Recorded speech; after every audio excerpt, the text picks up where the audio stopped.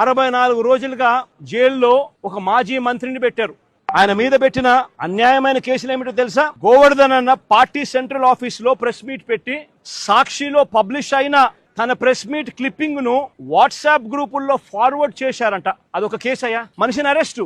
ఒక రాజకీయ నాయకుడు ఒక ప్రెస్ మీట్ పెడితే ఆ ప్రెస్ మీట్ లో వచ్చిన దాన్ని వాట్సాప్ గ్రూపుల్లో ఈయన ఫార్వర్డ్ చేస్తే ఆయనకు సంబంధించిన మనుషులకు అది కేసు. దాని మీద జైలు. మాజీ మంత్రికి మరో కేసు.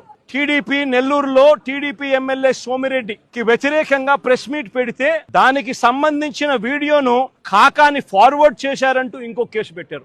ఉచితంగా తెలుగుదేశం పార్టీ ఇసుకే అన్నారు. ఎక్కడ ఉచితంగా ఇసుకిస్తున్నారని అడుగుతా ఉన్నా. వైఎస్ఆర్ కాంగ్రెస్ పార్టీ హయాంలో రాష్ట్ర ఖజానాకు సంవత్సరానికి 750 కోట్ల ఆదాయం వచ్చేది. ఈ రోజు రాష్ట్ర ఖజానాకు ₹1 రావడం లేదు ఆదాయం.